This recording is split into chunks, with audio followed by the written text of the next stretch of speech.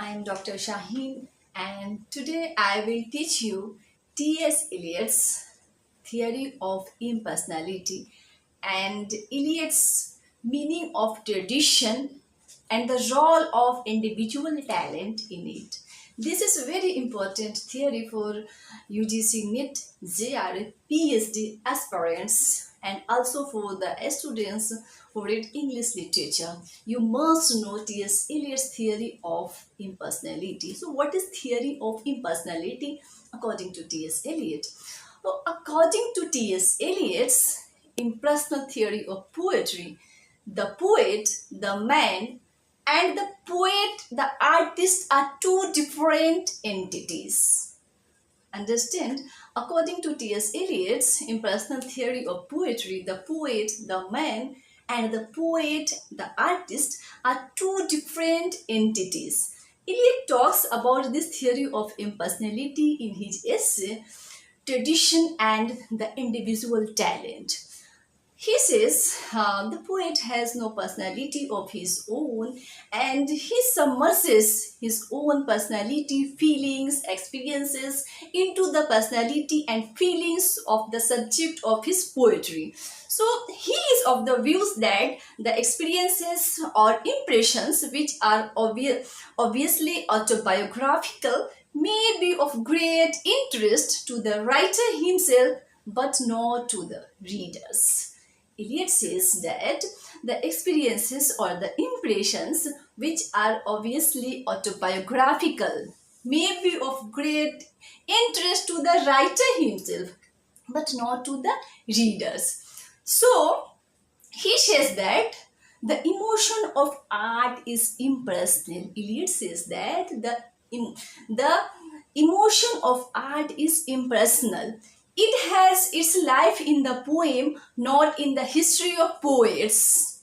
It has its life in the poem, not in the history of the poet. It has nothing to do know about the autobiographical details of the poets. Understands? So honest criticism and sensitive appreciation is directed not upon the poet but upon the poetry. Understand? So the more perfect the poet, the more completely separate in him will be the man who experiences and creates. So Eliot believes that the mind of the poet is like the shred of platinum without which a certain chemical reaction cannot take place, but the platinum remains unaffected. Understand? So, in the same way, the mind of the poet remains unaffected. During his poet composition, Eliot says that the mind of the poet should remain unaffected during his poetic composition. That's why Eliot says that poetry is not a turning loose of. So Eliot says that poetry is not a turning loose of emotion but an escape from emotion. Poetry is not the expression of personality but an escape from personality. He means to say that the emotion of art is impersonal. Eliot says that the emotion of art is impersonal and the poet can't reach this personality without surrendering himself wholly to the work to be done. Impressions and experiences which are important for a poet may take no place in his poetry, and those which are important in his poetry may play a negligible role in his life and personality. So the right thing is that the poet must suppress his personal feelings. So poet should suppress his personal feeling. He should not disclose his personal feelings. So the progress of the artist is a continual self-sacrifice, a continual extension of personality. The biography of the poet is not to be studied. The structure of the poem and its evocation parts are important. So a poet's personal life has nothing to do with his poem. Understand? So this is Eliot's theory of impersonality, and now I will talk about Eliot's meaning of tradition and the role of individual talent in it. T.S. Eliot regards tradition connected with historical and cultural stream from past to the modern times. Understand? So, through the word tradition, Eliot says that it is a stream that connects the past with the future through the present. Understand?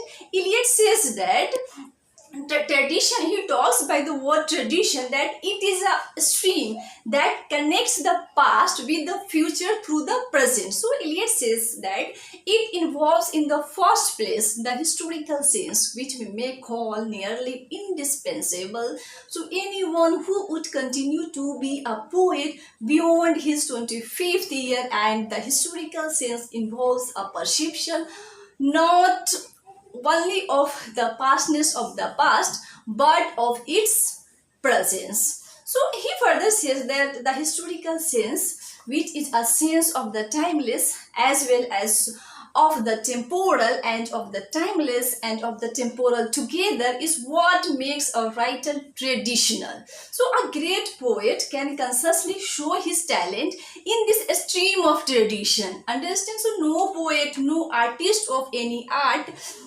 has its complete meaning alone. So his significance can be judged only when he is placed. Understand? Only he is placed and evaluated in the stream of the great poets of the past. So Eliot says you can't value a poet alone. You must set him for contrast and comparison among the dead. So this is the principle of aesthetic, not merely historical criticism. A poet must know that he has to be judged by the standards of the past. So it is a comparison in which two things are measured by each other. Understand? So the poet must be very conscious of the main currents, past as well as the present.